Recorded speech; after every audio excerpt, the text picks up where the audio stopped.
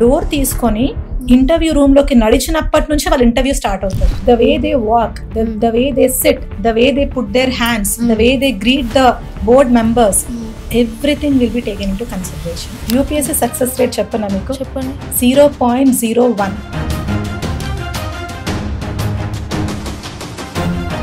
ఒక హైదరాబాద్ లాంటి మహానగరానికి పంపిస్తున్నారు అంటే మీరు ఏం చేస్తున్నారు అనేది పేరెంట్స్ ఖచ్చితంగా తెలియాలి. ఇప్పుడు సివిల్స్కి ప్రిపేర్ అవుతున్న స్టూడెంట్స్ అందరికీ రక్షణ్ అకాడమీనే మేము ఎందుకు చూస్ చేసుకోవాలి అని అంటే ఏం చెప్తారు? ఒక్కసారి మీరు రక్షణ్ గేట్ లోపల అడుగు పెట్టారు అంటే you are caring about your preparation, your protection is entirely my responsibility. Teacher నుంచి ఆ ప్రశంసలు పొందాలి అంటే మనం ఇంకా కష్టపడతాం. But that is not happening in the coaching institutes. ఒకటే రూమ్ లో 100 స్టూడెంట్స్ 200 స్టూడెంట్స్ ని కూర్చోబెట్టినప్పుడు వాళ్ళు జస్ట్ వస్తారు, క్లాసెస్ వింటారు, వెళ్ళిపోతారు. Where is the personal care? So ఈ అకాడమీ మీరు సెట్ చేసేటప్పుడు ఎలాంటి అబ్స్టికల్స్ ని ఫేస్ చేశారు? వచ్చిన వాటిని అసలు ఎలా ఓవర్కమ్ చేశారు? చాలా అండి, చాలా అనేది కూడా చాలా చిన్న టర్మ్ ఉంటుంది అండ్ దానికి ఎండ్ అనేది ఉండదు. అంటే ఇప్పుడు ఆబ్స్టకల్స్ ఓకే ఈ ప్రాబ్లం అయిపోయింది కదా మనం రేపటి నుంచి హ్యాపీగా ఉండొచ్చు అనేది ఎక్కడా ఉండదు. ఈ స్టూడెంట్స్ లైఫ్లో టైం మేనేజ్మెంట్ అనేది ఎంత ఇంపార్టెంట్ మ్యామ్? ఇప్పుడు మీరు సివిల్ సర్వీసెస్ ప్రిపేర్ అవుతున్నా కూడా రోజంతా నేను చదువుతూనే ఉంటాను అనుకుంటే as a human being it is not possible. మీరు ఫిజికల్లీ యాక్టివ్ ఉండాలి, మెంటలీ యాక్టివ్ ఉండాలి, స్పిరిచువల్లీ కూడా యాక్టివ్ ఉండాలి.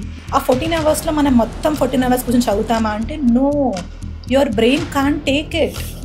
మన హ్యూమన్ బ్రెయిన్ క్రేనియల్ కెపాసిటీ అంటాం, అది కొంతవరకు తీసుకోగలుగుతుంది. నన్ను అందరు ఏమనుకుంటారో చుట్టూ సొసైటీ వాళ్ళు అవన్నీ మనకు అనవసరం.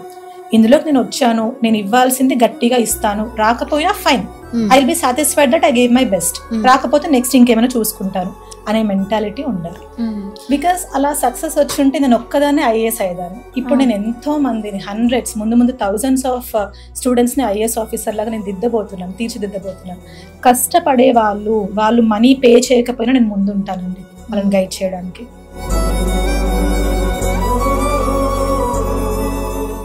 Hi hello welcome to Aadan. నేను చైత్య. సివిల్స్లో ర్యాంక్ కొట్టడం అనేది అంత ఈజీ కాదు. దాన్ని ఒక యజ్ఞంలా చేయాల్సి ఉంటుంది. ఎంత కష్టపడినా కూడా ఎన్నో ఫెయిల్యూర్స్ని ఎదుర్కోవాల్సి ఉంటుంది. ఈసారి మనం విజయం సాధిస్తాం అని అనుకునే లోపే ఏదో ఒక చిన్న డిఫరెన్స్తో మళ్ళీ అక్కడ ఫెయిల్ అయిపోతూ ఉంటాము. ఇలా ఎంత ప్రయత్నించినా లక్షల్లో ఒకరికి మాత్రమే సాకారం అయ్యే కళ ఐఏఎస్. ఇలాంటి ఎంతోమంది స్టూడెంట్స్కి సపోర్ట్ని ఇస్తూ నిలుస్తుంది రక్షణ్ ఐఏఎస్ అకాడమీ. అంటుంటారు కదా మేము డాక్టర్ అయ్యి తర్వాత యాక్టర్ అయ్యాము అని. అలానే ఈ Rakshan IAS academy founder doctor Mamata గారు ఫస్ట్ డాక్టర్ అయ్యి ఇప్పుడు ఎంతోమంది ఫ్యూచర్ కలెక్టర్లని తయారు చేస్తున్నారు. సో ఈ రక్షణ్ ఐఏఎస్ అకాడమీ వెనుక ఉన్న కథ ఏంటి, దీని గురించి మొత్తం ఆవిడ మాటలోనే తెలుసుకుందాం. Hi ma'am. హలో అండి, ఎలా ఉన్నారు?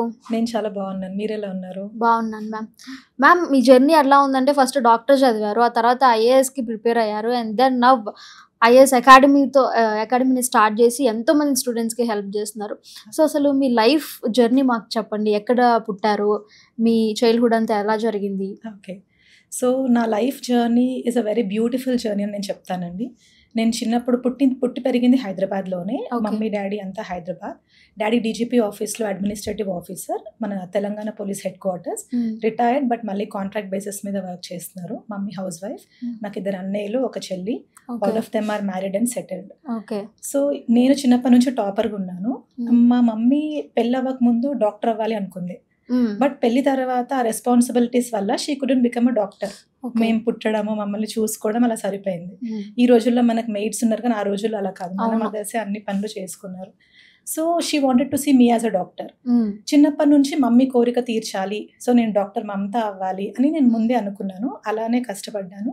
I have always been a topper. మా స్కూల్ టాపర్ నేనే, మా కాలేజ్ టాపర్ నేనే. అలా నాకు కాకతీయ మెడికల్ కాలేజ్లో ఫ్రీ సీట్ వచ్చింది. తర్వాత నేను కాలేజ్లో కొన్ని సర్కమ్స్టెన్సెస్ వల్ల నా చుట్టూ చూసిన గ్రౌండ్ రియాలిటీస్ని బట్టి ఒక డాక్టర్ లాగా అన్ని సాల్వ్ చేయలేమేమో, so I need to get in to administration అనిపించింది. అప్పుడు మనం కొంచెం ఏదైనా డెసిషన్ తీసుకొని we can bring some changes in the society అనిపించింది. చిన్నప్పటి నుంచి నేను కొంచెం సొసైటీ ఓరియంటెడ్గా ఆలోచించే వ్యక్తిని అనమాట. మా ఫాదర్ కూడా చాలా చేశారు సొసైటీ కోసం. అలా చూస్తూ నేను అలా చేయాలి అనుకున్నాను. దెన్ ఐ డిసైడెడ్ డాక్టర్ అయ్యాను ఓకే, బట్ నేను అనుకున్నది అనుకుంటే definitely I have to become an IAS officer. అలా ఐఏఎస్ ప్రిపరేషన్లోకి వచ్చాను. దానికి కూడా చాలా కష్టపడ్డాను, ఇష్టపడుతూ కష్టపడ్డాను. తర్వాత ఆ జర్నీలో I started sharing my knowledge with many people. నేను నేర్చుకున్నది టాపిక్ ఎక్స్ప్లెయిన్ చేయడం, అలా చేయడం స్టార్ట్ చేశాను. నాకు అందులో ఎక్కువ సాటిస్ఫాక్షన్ కనిపించింది. అండ్ నేను హెల్ప్ చేసిన వాళ్ళకి ర్యాంక్స్ వచ్చాయి. ఓకే, నాకు కొన్ని కారణాల వల్ల ర్యాంక్స్ రావట్లేదు, ఎంత కష్టపడ్డా నాకు ర్యాంక్ రావట్లేదు, కానీ నేను హెల్ప్ చేసిన వాళ్ళకి వస్తుంది. అప్పుడు నాకు అనిపించింది నా డెస్టినీ ఇదేనా, నా పాత్ నన్ను ఇటు సైడ్ నడిపిస్తోందా అనిపించి I took a decision to become a mentor for civil services. Okay, అంటే మీ ఆ చేంజింగ్ మూమెంట్ ఉంటుంది కదా, ఏ మూమెంట్లో మీరు ఐఏఎస్ నేను దానికి ప్రిపేర్ అవ్వాలి అని ఏ మూమెంట్లో డెసిషన్ తీసుకున్నారు? This was during my house surgeon అండి. ఇంటర్న్షిప్ అంటారు, మెడికల్ కాలేజ్ 5 years ఉంటుంది, 5.5 years ఉంటుంది. So 4th year final year తర్వాత మనం 1 year ఇంటర్న్షిప్ చేయాలి. ఆ ఇంటర్న్షిప్ లో నేను విలేజెస్ లో వర్క్ చేశాను. అక్కడ నేను హెల్త్ పరమైన ప్రాబ్లమ్స్ కంటే కూడా వీళ్ళకి ఇంకా సొసైటీలో ఎన్నో ప్రాబ్లమ్స్ ఉన్నాయి, మేబీ ఆ ప్రాబ్లమ్ సాల్వ్ చేస్తే వీళ్ళు హెల్త్ పరంగా కూడా బాగుంటారు అనిపించింది. And I remember 2 people, old people coming to me and talking with me. అందులో ఒక పర్సన్ ఏమన్నారంటే, ఒక 70 years ఉంటాయండి ఆయనకి. ఆయన ఏమన్నారంటే, అమ్మ మిమ్మల్ని చూస్తూ ఉంటే నాకు హెల్త్ పరమైన ప్రాబ్లమ్స్ పక్కన పెడితే మా ఇంట్లో జరిగే ప్రాబ్లమ్స్, నా చుట్టుపక్కల ఉండే ప్రాబ్లమ్స్ మీతో చెప్పుకుంటే నాకు సొల్యూషన్ వస్తుంది అనిపిస్తుంది అన్నారు. And I have really given him a solution. నేను ఒక 1 week తర్వాత వెళ్ళినప్పుడు అది సాల్వ్ అయింది అని చెప్పారు. I felt very happy. ఆ సిచ్యువేషన్ నా మైండ్లో గట్టిగా ఉండిపోయింది. తర్వాత హాస్పిటల్లో, మన గవర్నమెంట్ హాస్పిటల్ సంగతి మీ అందరికీ తెలిసిందే కదండి, చాలా ఘోరంగా ఉంటుంది. అంటే గవర్నమెంట్ని బ్లేమ్ చేయడం కాదు, కానీ ఇట్స్ లైక్ అంత ఎక్కువ మంది పేషెంట్ ఇన్ఫ్లోని హాస్పిటల్ కొన్నిసార్లు భరించలేదు, హైజీనిక్ ఉండదు. సో వర్కర్స్ కూడా కరెక్ట్ టైంకి రారు, వాళ్ళకున్న వర్క్ ప్రెషర్ కావచ్చు, అలా రారు. ఒక రోజు నేను 8 o'clock వెళ్తున్నప్పుడు ఒక క్లీనర్, నేను మామూలుగా అందరితో మంచిగా పలకరిస్తూ మాట్లాడతాను, సో అక్కడ క్లీన్ చేసే అతను మార్నింగ్ 8 వరకు వచ్చేసాడు. అంకుల్ ఏంటి ఎప్పుడు లేట్గా వచ్చేవారు, ఈరోజు తొందరగా వచ్చారు అని అడిగాను. 2 weeks తర్వాత కలెక్టర్ మేడం విజిట్ ఉంది అని చెప్పారు. ఓకే, సో ఆ 2 weeks హాస్పిటల్లో పెయింటింగ్ జరిగింది, బెడ్స్ అన్ని మార్చారు, బెడ్షీట్స్ మార్చారు. అప్పుడు నా మైండ్లో స్ట్రాంగ్గా ఇంప్రింట్ అయింది, ఒక కలెక్టర్ విజిట్ అవుతోంది అంటేనే ఇంత బాగా నీట్ చేస్తున్నారంటే, అదే కలెక్టర్గా నేనయ్యి ఇవన్నీ జరగాలి, ప్రాపర్గా ఇంప్లిమెంట్ చేయాలి అని నేను ఆర్డర్స్ పాస్ చేస్తే ఎంత చేంజ్ తీసుకురావచ్చు అనిపించి, ఆ రోజే నేను మా ఇంట్లో డాడీకి కాల్ చేసి చెప్పేశాను, డాడీ నేను ఐఏఎస్ ఎగ్జామ్కి ప్రిపేర్ అవ్వాలనుకుంటున్నాను. కరుణా వాకటి మ్యామ్, అప్పుడు మన వరంగల్ అర్బన్ కలెక్టర్ ఉన్నారు, ఆ మ్యామ్ విజిట్ అప్పుడే నేను డెసిషన్ తీసుకున్నాను. ఓకే, సో మీరు స్టూడెంట్గా ఉన్నప్పుడు, మీరు ఐఏఎస్ ఎగ్జామ్కి ప్రిపేర్ అయినప్పుడు పర్సనల్గా మీరు నేర్చుకున్నది ఏంటి? నేను నేర్చుకున్నది ఫెయిలియర్స్ లాగా చూడకుండా స్టెప్పింగ్ స్టోన్స్ ఆఫ్ సక్సెస్ లాగా చూడాలని గట్టిగా నేర్చుకున్నాను. బికాస్ నేను ఎంత ప్రిపేర్ అయినా కూడా సక్సెస్ రాలేదు అని అన్నాను కదా, అప్పుడు నాకు ఆ సక్సెస్ రాలేదు, బట్ ఇప్పుడు అలా రాకపోవడమే మంచిదని నేను ఫీల్ అవుతున్నాను. బికాస్ అలా సక్సెస్ వచ్చి ఉంటే నేను ఒక్కదాన్ని ఐఏఎస్ అయ్యేదాన్ని. ఇప్పుడు నేను ఎంతో మందిని, hundreds, ముందు thousands ఆఫ్ స్టూడెంట్స్ని ఐఏఎస్ ఆఫీసర్ లాగా నేను తీర్చిదిద్దబోతున్నాను. So I feel this is more successful. సో అప్పుడు కష్టం అంతా నాకు ఇప్పుడు కనిపించట్లేదు. అప్పుడు రిజల్ట్ చూసుకున్న ప్రతిసారి నా నేమ్ లిస్ట్లో లేదు అన్నప్పుడు అప్పుడు ఆ టైంలో బాధ వేసింది. బట్ బాధ వేసిన within 1 hour మా ఇంటికి ఒక కాల్ వెళ్ళేది, డాడీ నేను ఇంకొకసారి ట్రై చేస్తాను, ఈసారి ఇంకా గట్టిగా ట్రై చేస్తాను. సో ఆ నెక్స్ట్ టైం మళ్ళీ పోయిన తర్వాత కూడా మళ్ళీ సేమ్ కాల్ వెళ్ళేది. ఈవెన్ ఇఫ్ యూ అంటే నా ఫోన్ వాట్సాప్ హిస్టరీలో పెద్ద మెసేజెస్ ఉంటాయి మా ఇంట్లో వాళ్ళకి, నాకు ఇంకో ఛాన్స్ ఇవ్వండి, ఐల్ ప్రూవ్ మై సెల్ఫ్ అని. మా ఇంట్లో వాళ్ళు నన్ను నమ్మారు, నా డెసిషన్స్ ని నమ్మారు. బికాస్ నాకు ఇంట్లో వాళ్ళు ఫ్రీడమ్ ఇచ్చినా కూడా నేను నా వాల్యూస్ ఎక్కడా నేను పోగొట్టుకోలేదు. I'm a very respectful person, నేను అందరికీ రెస్పెక్ట్ ఇస్తాను. Give respect and take respect అనే పాలసీ నేను చాలా ఫాలో అవుతాను. So I feel very blessed that ఇప్పటివరకు అయితే మంచి పేరైతే సంపాదించుకున్నాను. So it's all because of my family and it's all because of the experiences I saw in life. మీ స్టూడెంట్ వర్షన్ అయిపోయింది and coming to Rakshan IAS academy, so ఎందుకు start చేయాలి అని అనుకున్నారు? నేను చెప్పాను కదండి, నేను నేను ఎవరికైతే ఎక్స్ప్లెయిన్ చేస్తున్నానో వాళ్ళకి ర్యాంక్స్ వచ్చాయి. ఈవెన్ అలా ర్యాంక్స్ వచ్చిన వాళ్ళకి ఇంటర్వ్యూ క్వశ్చన్స్ కూడా నేను అడిగి, మీకు ఇంటర్వ్యూ ప్యానెల్ ఇలాంటి క్వశ్చన్స్ మాక్ ఇంటర్వ్యూస్ లాగా ఇన్స్టిట్యూట్ లాగా కాకుండా నేనే పర్సనల్ గా ఫోన్ కాల్లో అడిగేదాన్ని, ఫ్రెండ్స్ లాగానే అడిగేదాన్ని. కొన్ని క్వశ్చన్స్ మ్యాచ్ అయ్యేవన్నమాట. అది చిన్న విషయం కాదు. లైక్ నేను ఇంకా మెంటర్ అవ్వలేదు, I'm still in the student stage, but still నా క్వశ్చన్స్ మ్యాచ్ మ్యాచ్ అవుతున్నాయి అంటే ఐ ఫెల్ట్ గుడ్. అండ్ నేను ఎక్స్ప్లెయిన్ చేసేటప్పుడు వాళ్ళ ఇన్స్టిట్యూట్లో టీచర్స్ ఎక్స్ప్లెనేషన్ కంటే నా ఎక్స్ప్లెనేషన్ చాలా లూసిడ్ వేలో అర్థమవుతుంది వాళ్ళు చెప్పినప్పుడు నేను అనుకున్నాను, okay why can't I teach people, why can't I become a mentor అనేది అప్పుడు అనుకోలేదు, కానీ ఫస్ట్ టీచర్ అవుదామని అనుకున్నాను. సో ఇన్ఫ్యాక్ట్ మీరు సర్ప్రైజ్ అవుతారు, నేను ఆ జర్నీలో నేను టీచర్ లాగా కొంతకాలం చేసిన తర్వాత I wanted more female students to get in to the civil services. ఎందుకు ఓన్లీ ఫీమేల్ అనుకున్నారు? ఓన్లీ ఫీమేల్ అనుకోవడానికి రీజన్ ఏంటంటే, ఫస్ట్ థింగ్ నేను ఒక ఫీమేల్ని, ఒక ఫీమేల్ వచ్చి మెయిల్ పర్సన్తో నేను ప్రిపరేషన్లో ఈ ప్రాబ్లమ్స్ ఫేస్ చేస్తున్నాను డైరెక్ట్గా చెప్పలేకపోవచ్చు. But as a female and being a medical doctor myself, స్టూడెంట్స్కి ఫీమేల్ స్టూడెంట్స్కి ఒక ఫ్రీడమ్ అనేది వస్తుంది. Okay ma'am, female ma'am and doctor కాబట్టి సైకలాజికలీ మెంటలీ మా గురించి అర్థం చేసుకుంటారు అనే థాట్ వచ్చి దే విల్ ఫీల్ ఫ్రీ. ఏ స్టూడెంట్కైనా వాళ్ళు ఆపోజిట్ పర్సన్తో ఫ్రీగా వాళ్ళ కన్సర్న్స్ ఎక్స్ప్లెయిన్ చేసుకున్నప్పుడే దానికి సొల్యూషన్ వస్తుంది. అవును, ట్రూ. లోపల నలిగిపోతూ ఉంటే అది ఎప్పటికీ సాల్వ్ అవ్వదు. So I have counselled many students. In fact నేను డాక్టర్గా ఉన్నప్పుడు I have counselled many couples also. కొంతమంది డివోర్స్ తీసుకునే వాళ్ళకి రీజన్స్ తెలుసుకొని డివోర్స్ తీసుకోవడం కరెక్ట్ కాదని చెప్పిన కేసెస్ ఉన్నాయి, రీజన్స్ తెలిసాక డివోర్స్ తీసుకోవాలి ఇదే కరెక్ట్ అని చెప్పిన కేసెస్ ఉన్నాయి. And I was never wrong in my decisions. అలా ఆ కౌన్సిలింగ్ తో పాటు స్టూడెంట్ కౌన్సిలింగ్, వాళ్ళని మెంటలీ స్ట్రాంగ్ చేయడం. I keep visiting orphanages, girl students కి హెల్ప్ చేస్తూ ఉంటాను, వాళ్ళని మోటివేట్ చేస్తూ ఉంటాను, యు ఆర్ నాట్ అలోన్ అని చెప్తూ ఉంటాను. సో ఫీమేల్స్ సివిల్ సర్వీసెస్ లోకి రాకపోవడానికి ఫ్యామిలీ రీజన్స్ ఒకటి ఉంటుంది, ఎమోషనల్ గా ఇలాంటి రీజన్స్ ఉంటాయి. పెళ్ళైన వాళ్ళు ఎక్కడికి వెళ్ళాలి ఏం చేయాలని అనుకుంటారు, వాళ్ళ డ్రీమ్స్ చంపేసుకుంటారు చాలా మంది. సో ఇలాంటి ఫీమేల్స్ కి నేను ఉన్నాను, మీరు ఎలాంటి స్టేజ్ ఆఫ్ ప్రిపరేషన్లో ఉన్నా ఐఎమ్ దేర్ ఫర్ యూ అని చెప్పి నేను ముందుకు వచ్చాను. ఫెమ్ పవర్ ఐఏఎస్ అనే పేరుతో నేను స్టార్ట్ చేశాను, ఫీమేల్ పవర్ ఐఏఎస్. సో అది కొంతకాలం నడిచిన తర్వాత నాకు మెయిల్ స్టూడెంట్స్ నుంచి రిక్వెస్ట్ స్టార్ట్ అయ్యాయి, మ్యామ్ మమ్మల్ని కూడా గైడ్ చేయండి అని. ఐ థాట్ సరే ఒకవేళ ఫెమ్ పవర్ అని పెట్టి కొన్ని రోజులు మెయిల్స్ని కూడా గైడ్ చేశాను. నాకే అనిపించింది అంటే మెయిల్స్ ఏమైనా ఇన్సెక్యూర్ ఫీల్ అయ్యే ఛాన్స్ ఉంది. ఒక ఫీమేల్ ఐఎస్ అకాడమీకి వెళ్తున్నాము అంటే వాళ్ళది బయట పెట్టకపోయినా కొంచెం ఇన్సెక్యూరిటీ ఫీల్ అయ్యే ఛాన్స్ ఉంటుంది అని ఒక neutral name Rakshan IAS academy అని చూస్ చేశాను. రక్షన్ లోనే ప్రొటెక్షన్ అని ఉంటుంది, అంటే మన tagline you are in caring hands. ఒక్కసారి మీరు రక్షన్ గేట్ లోపల అడుగు పెట్టారు అంటే you are caring about your preparation, your protection is entirely my responsibility. So ఈ అకాడమీ మీరు సెట్ చేసేటప్పుడు ఎలాంటి అబ్స్టికల్స్ ని ఫేస్ చేశారు, వచ్చిన వాటిని అసలు ఎలా ఓవర్కమ్ చేశారు?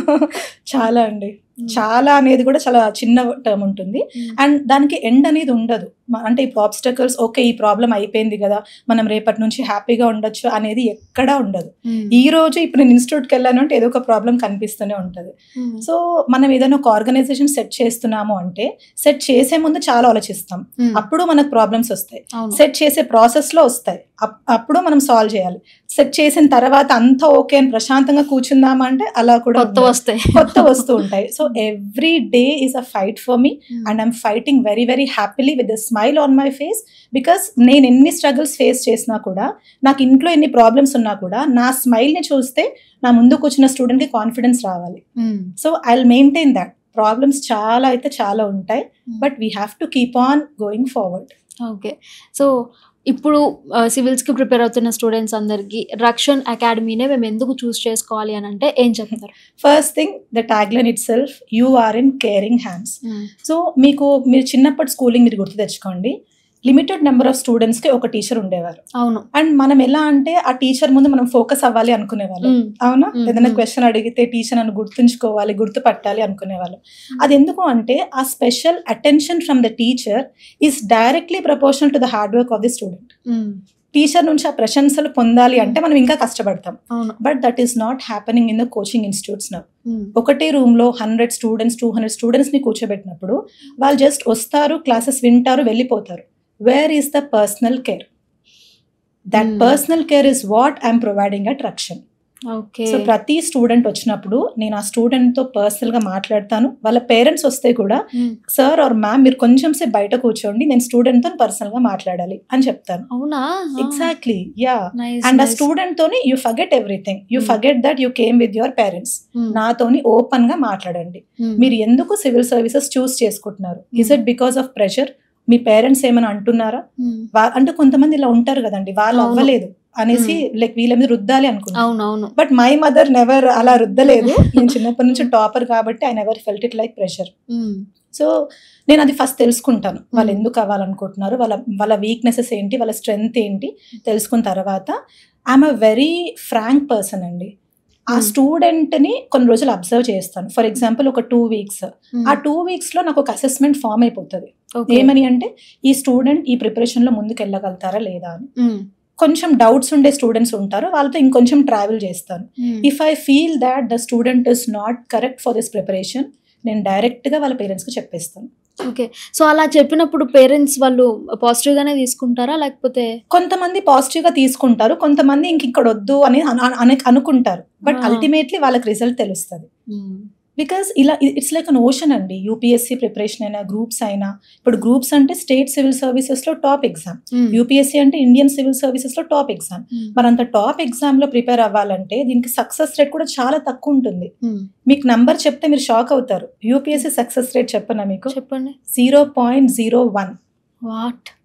0.01718 అంటే 0.02 లోపలే ఉంటుంది. That is a success rate of UPSC. అంటే ఇందులో ప్రిపరేషన్లోకి వచ్చే స్టూడెంట్ సబ్జెక్ట్ నాలెడ్జ్తో పాటు ఫెయిల్యూర్ని ఫేస్ చేయడానికి కూడా రెడీ ఉంటేనే వాళ్ళలో టెన్షన్, ప్రెషర్ తగ్గిపోయి స్మూత్గా ముందుకెళ్తారు. So as a mentor I have to prepare the student for the failure also. మీరు కంపల్సరీ సక్సెస్ సాధిస్తారు అనడం వేరు. That is to motivate them. At the same time ఒకవేళ other side of the coin మీకు failure వస్తే కూడా మీరు ముందుకు ఎలా వెళ్ళాలి, వేరే ఎగ్జామ్స్ ఉంటాయి, వేరే చాయిసెస్ ఉంటాయి, వాటిని తీసుకోవాలి. Because life is bigger than UPSC అనేది కూడా నేను పేరెంట్స్ కి చెప్తాను, స్టూడెంట్స్ కి చెప్తాను. బట్ ఈ కాలంలో పిల్లలు 10th ఫెయిల్ అయితే చాలా సూసైడ్ చేసేసుకుంటున్నారు. వి సీ మెనీ స్టూడెంట్స్ కదండి. అది ఎందుకంటే ల్యాక్ ఆఫ్ మెచ్యూరిటీ. అంటే లైఫ్ ని వాళ్ళు పెద్దగా చూడట్లేదు, ఇదే సక్సెస్ అనుకుంటారు. But success varies. Even first class పిల్లోడు ఫస్ట్ ర్యాంక్ వస్తే అది సక్సెస్. పోనీ ఫస్ట్ క్లాస్ పిల్లోడు స్టడీస్ లో ఫెయిల్ అయ్యి ఏదైనా స్పోర్ట్స్ లో ఫస్ట్ వస్తే అది ఒక టైప్ ఆఫ్ సక్సెస్. అవును, అది అర్థం చేసుకోలేకపోతున్నారు. ఓకే. సో ఇప్పుడున్న చాలా బోల్డ్ అన్ని ఐఏఎస్ అకాడమీస్లో రక్షణ ఐఏఎస్ అకాడమీ కూడా ఒకటి కదా. సో వేరే ఐఏఎస్ అకాడమీకి, రక్షణ ఐఏఎస్ అకాడమీకి ఫీజ్ పరంగా ఎలాంటి డిఫరెన్స్ మీరు మాకు చూపిస్తారు? అంటే ఒక నార్మల్ మిడిల్ క్లాస్ పర్సన్ కూడా వచ్చి మీ దగ్గర మేము హ్యాపీగా నేర్చుకోవాలనుకుంటున్నాం, చదువుకోవాలనుకుంటున్నాము అని అంటే మీరు వాళ్ళకి ఎలాంటి భరోసాని ఇస్తారు? సో ఫస్ట్లీ ఫ్రాంక్లీ సేయింగ్ అండి, మన రక్షణ ఐఏఎస్ అకాడమీలో అన్ని కోర్సెస్ చాలా రీజనబుల్ ప్రైజెస్కి ఉన్నాయి. మన యాప్ ఉంటుంది, రక్షణ లెర్నింగ్ యాప్ ఉంటుంది, మన టెలిగ్రామ్ ఛానల్, యూట్యూబ్, ఇన్స్టాగ్రామ్ అన్నిట్లో మన కోర్సెస్ ఫీ మనం ఓపెన్గా పెడతాం. అది వేరే ఇన్స్టిట్యూట్స్తో కంపేర్ చేసుకుంటే కూడా తక్కువ ఉంటుంది. అండ్ ఇంకా ఆ తక్కువ రీజనబుల్ ప్రైస్ పక్కన పెడితే ఆ ప్రైజ్కి మేము ఇచ్చే క్వాలిటీ ఎక్కువ ఉంటుంది. చిన్న ఎగ్జాంపుల్ మీకు ఇవ్వాలంటే పాలిటీ అండి. నేను రీసెంట్గా పాలిటీ క్విక్ రివిజన్ క్లాసెస్ అని తీసుకున్నాను. మనకి పాలిటీ యూపీఎస్సీకి అయినా గ్రూప్ 1కి అయినా టీచ్ చేయాలి అంటే మెల్లిగా టీచ్ చేస్తే ఒక 70 hours 80 hours వరకు తీసుకుంటాను. 70 to 80 hours ఫర్ పాలిటీ. అంటే మెల్లిగా ప్రతి ఒక్కటి చెప్తూ వెళ్ళడం అదంతా అలా తీసుకుంటారు. అన్ని అవర్స్ పడతాయి ఫ్యాకల్టీస్కి. You'll not believe if I tell you, నేను నా స్టూడెంట్స్కి జస్ట్ 999 అంటే 1000 రూపీస్కి 24 hours క్లాసెస్లో పాలిటీ ఎక్స్ట్రీమ్ క్లారిటీతో టీచ్ చేశాను. నైస్. సో ఎన్ని మెసేజెస్ అంటే అండి, అంటే స్టూడెంట్స్ తర్వాత ఫీడ్బ్యాక్ ఇస్తారు కదా క్లాసెస్ తర్వాత. అసలు వెటరన్స్ ఉన్నారు. వెటరన్స్ అంటే 3-4 yearsగా ప్రిపరేషన్లో ఉన్న వాళ్ళు, ప్రిలిమ్స్ మెయిన్స్ ఎన్నోసార్లు ఇచ్చిన వాళ్ళు కూడా క్లాసెస్ అటెండ్ అయ్యారు. దే వర్ లైక్, మ్యామ్ ఈ క్లారిటీ మాకు ఎవరు ఇవ్వలేదు. Presidential election, this was a topic which many students pointed out. Presidential election అసలు బుక్లో ఉన్నది అర్థం అవ్వదు, వేరే వాళ్ళు చెప్పింది అర్థం అవ్వదు. నేను వాళ్ళకి మినిమం నంబర్స్ 10, 20, 100 ఇలా తీసుకొని క్లియర్ ఎక్స్ప్లెయిన్ చేశాను. సో ఆ క్వాలిటీ టీచింగ్ అనేది ఎప్పుడు మన దగ్గర ఉంటుంది.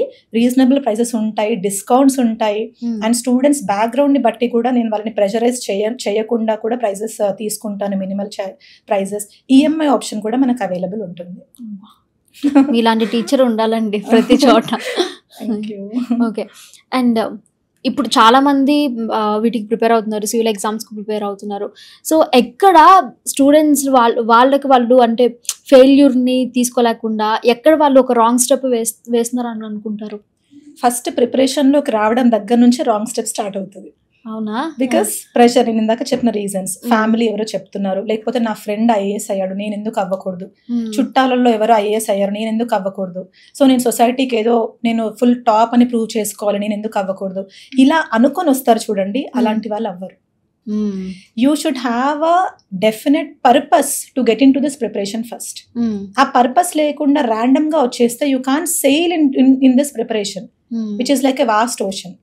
అది ఫస్ట్ స్టెప్. నెక్స్ట్ మిస్టేక్ ఏంటంటే ఈజీ అనుకుంటారు.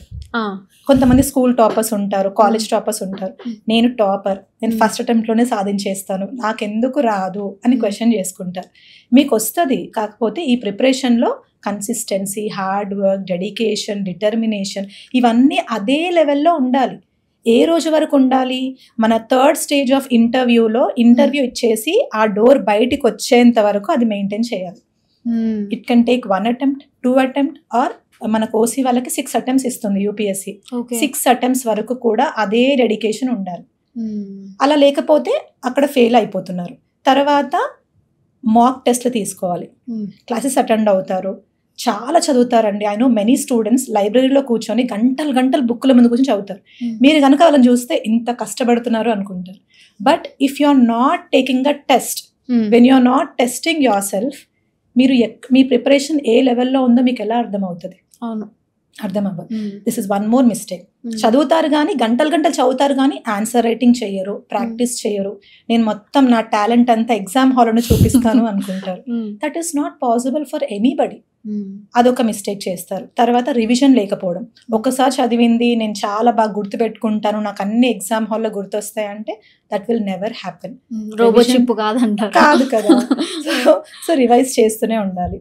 ఆ తర్వాత ఫేసింగ్ ద ఫెయిలియర్ వస్తే కూడా మళ్ళీ సేమ్ స్ట్రెంగ్త్ ని రీగెయిన్ చేసుకొని ముందుకు వెళ్తూనే ఉండాలి. కానీ నేను ఇంకా ఆగిపోవాలి, కెన్ ఐ డూ దిస్, నన్ను అందరు ఏమనుకుంటారో చుట్టూ సొసైటీ వాళ్ళు, అవన్నీ మనకు అనవసరం.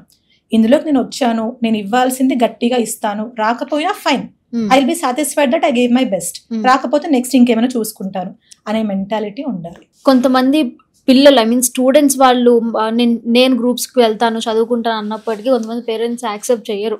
అది చాలా టైం పడుతుందనో లేకపోతే నీ వల్ల కాదనో ఇట్లా డిస్కరేజ్ చేస్తూ ఉంటారు. సో అసలు పేరెంట్స్ సపోర్ట్ ఎలా ఉండాలి? ఇప్పుడు మీరు అడిగిన దాంట్లో డిస్కరేజ్ చేయడానికి 2 రీజన్స్ ఉన్నాయి. ఒకటి ఏంటంటే సక్సెస్ రేట్ తక్కువ ఉండడం వల్ల ఆ స్టూడెంట్ ఒకవేళ ఫెయిల్ అవుతే తీసుకోగలుగుతారా లేదా అని, అది ఫస్ట్ రీజన్. సెకండ్ రీజన్ ఏంటంటే ఆ పేరెంట్స్ కూడా తెలుసు that he is not an efficient student. అలా ఈ 2 రీజన్స్ లో ఉంటాయి. ఇంకా వేరే రీజన్స్ ఏం ఉండవండి పేరెంట్స్ విషయాల్లో. ఈవెన్ ఫైనాన్షియల్ గా లో ఉన్నా కూడా స్టూడెంట్ చదవగలుగుతాడు, కష్టపడతాడు అంటే అప్పు చేసి కూడా చదివించే పేరెంట్స్ నేను ఎంతో మందిని చూసానండి కదా. వాళ్ళు కష్టపడుతూ వీళ్ళని ముందుకు వెళ్ళమని చెప్తారు. సో నేను ఎలా చూస్తానంటే పేరెంట్స్ రోల్ ఎప్పుడు కూడా ఒక కంప్లీట్ మెంటార్ లాగా అవ్వలేరు. పేరెంట్స్ పక్క నుండి సపోర్ట్ మాత్రమే చేయాలి. అది ఫైనాన్షియల్ సపోర్ట్ అవ్వచ్చు, మెంటల్ సపోర్ట్ అవ్వచ్చు. మెంటలీ స్టూడెంట్స్ లో అయినప్పుడు నువ్వు చెయ్యవు, ఇందుకే నేను వద్దన్నాను ఇలాంటివి కాకుండా, లేదు నువ్వు చేయగలుగుతావు, మేము టోటలీ నీకు సపోర్ట్ చేస్తాము, నువ్వు ఇలానే ముందుకెళ్తూ ఉండు, కొంచెం టైం పడుతుందేమో పట్టనిద్దాం బట్ ముందుకెళ్ళు. ఇలాంటి మోరల్ సపోర్ట్ అనేది పేరెంట్స్ నుంచి కావాలి. అంతేకాని లైక్ ఓవర్ కేర్ చూపిస్తూ ప్రతి ఒక్కటి అడిగి తెలుసుకోవడం మాత్రం చేయకూడదు. మన రక్షణ ఐఏఎస్ అకాడమీలో కూడా నేను ఎవ్రీ 4 months కి పేరెంట్ టీచర్ మీటింగ్ పెడతాను. చిన్న పిల్లలకి పెట్టినట్టు మరి మనం ఈ ప్రిపరేషన్ లో కూడా చిన్న పిల్లల్లాగా స్కూల్ పిల్లల్లాగా చదివితేనే సక్సెస్ వస్తుంది.